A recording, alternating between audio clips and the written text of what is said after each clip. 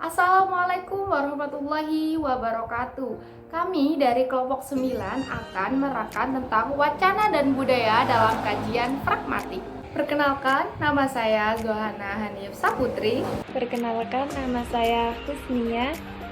Perkenalkan, nama saya Muhammad Hanif. Perkenalkan, nama saya Nita Karisma.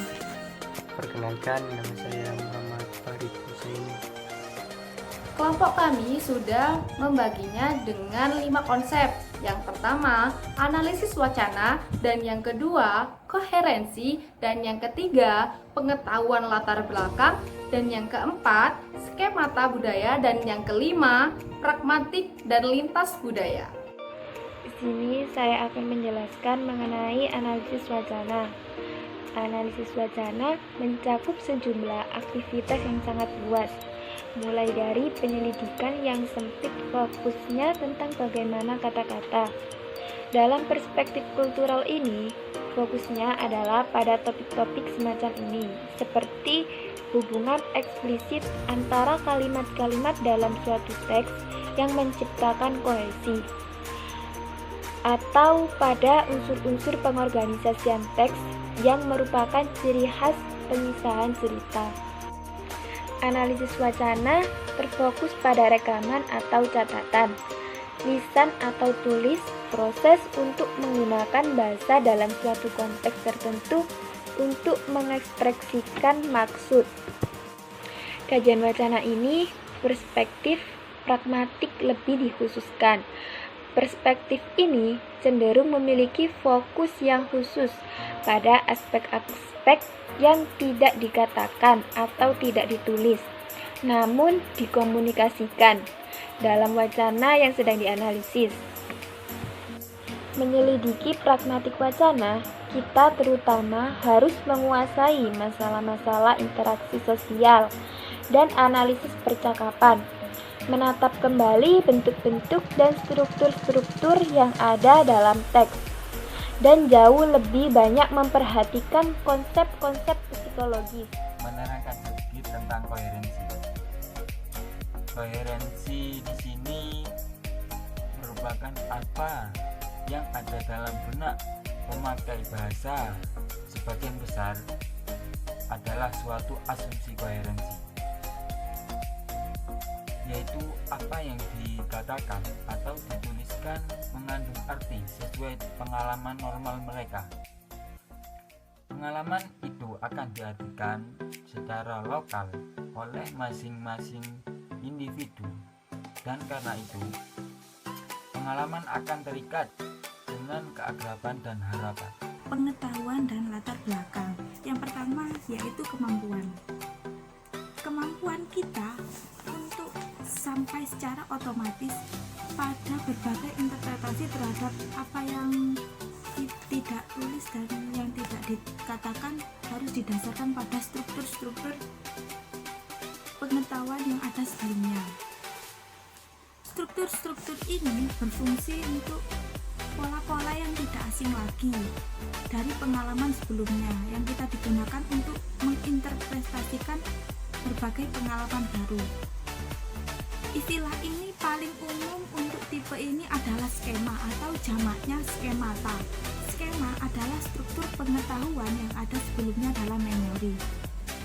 Sedangkan skrip adalah struktur pengetahuan yang ada sebelumnya dan melibatkan rangkaian-rangkaian peristiwa. Misalnya kita menggunakan skrip untuk apa yang biasanya terjadi dalam semua jenis peristiwa, seperti pergi ke klinik dokter, gedung film, restoran, atau toko swalayan.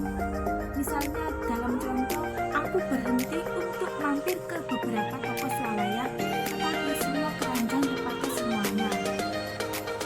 Jadi, menjelang aku sampai ke komplek cek keluar, aku tampak seperti pemain sulap yang mengalami hari sial. Bagian dari skrip normal penutur itu untuk mampir ke toko swalayan jelas melibatkan usaha untuk mendapatkan keranjang dan pergi ke counter cek keluar. Setiap sesuatu yang lain yang terjadi dalam rangkaian peristiwa ini diasumsikan merupakan pengetahuan latar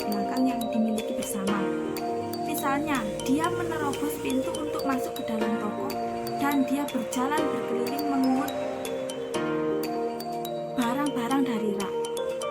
Konsep skrip hanya merupakan cara untuk mengetahui rangkaian tindakan-tindakan yang diharapkan dalam suatu peristiwa.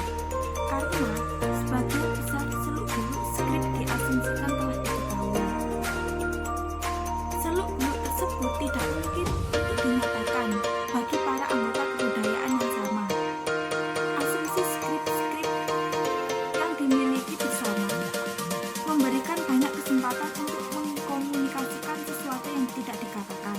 Namun, bagi para anggota dari kebudayaan-kebudayaan yang berbeda, asumsi semacam ini dapat menyebabkan terjadinya salah komunikasi. Skemata budaya. Skemata budaya adalah struktur pengetahuan latar belakang kita. Semata mengartikan dunia akan ditentukan secara budaya. Mengembangkan skemata budaya kita dalam konteks pengalaman dasar kita.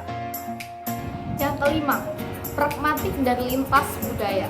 Kajian terhadap berbagai perbedaan yang didasarkan pada skema-skema kultural merupakan bagian dari bidang-bidang penyelidikan yang luas pada umumnya yang dikenal sebagai pragmatik lintas kultural.